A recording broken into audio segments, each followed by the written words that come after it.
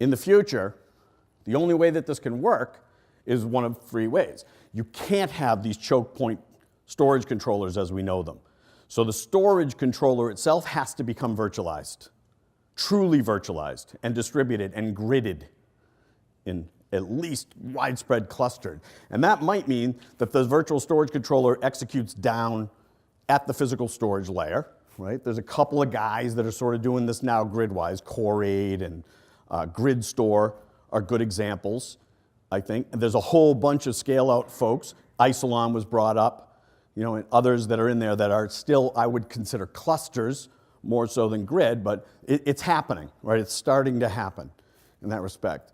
But it could also execute, since it's virtual, it can execute anywhere in that stack. And so right now we don't see, 10 years ago we had the intelligent switches, storage switches. That was going to be the greatest thing ever.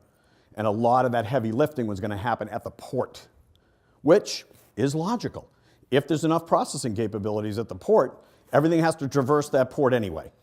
So why not put it there? Makes sense to me. Ultimately, it's either going to be down the bottom, I think, or it's going to be up in the top. Why isn't it executing at the VMDK?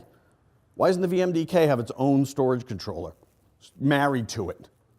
Goes anywhere the VMDK goes, storage control is already with it. Need more bandwidth? Add another virtual storage controller.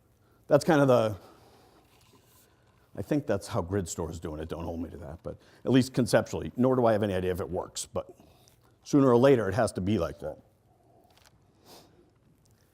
The data center, right now, the container is whatever box we carry stuff in. Server containers, the server box. Storage containers, the storage array. Right? And we're bound and restricted within those. Now, some of those, I put up that picture of the wall of storage that's set out there, but each one of those, you know, was a storage block, we'll call it. And logically, we might connect a whole bunch of them together to still make it, from a management perspective, look like one type of stuff. In the future, the data center is the container.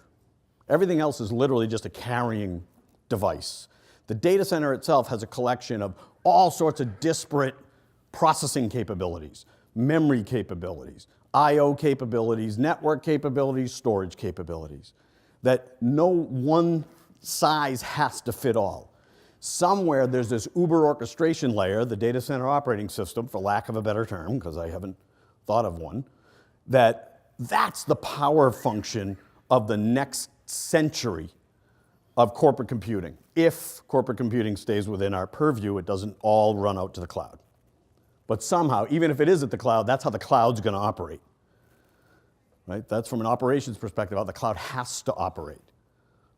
There. I'll show you some more examples. But it takes what it needs when it needs it and then gives it back. And the simplest way to kind of think of the next step on how we do that is that, how do I make two physical servers look like one to that app? Once you can do that, you can do this. So here's the, I guess, net. Name your favorite cloud example in the modern era that computes what you would, I mean, Amazon or Google or somebody like this. None of them use any traditional architectures. None of them. They compute, do more transactions than anyone in history has ever done. They do more anything than anyone in history has ever done. And none of them have any of these restrictive covenants. What happens in all of their cases is, to one degree or another, because they'll never tell you, they got to shoot you, but it's replicas. So it is data. It's having enough copies of the data to have enough access points to be able to satisfy whatever that ultimate requirement for, be it performance or bandwidth or whatever.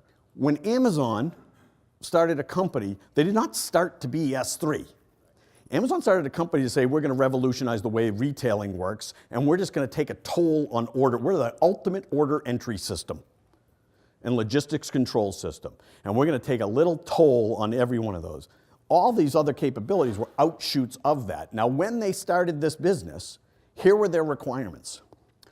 We have no idea how many orders we're going to process in a day, but we think it's going to be huge.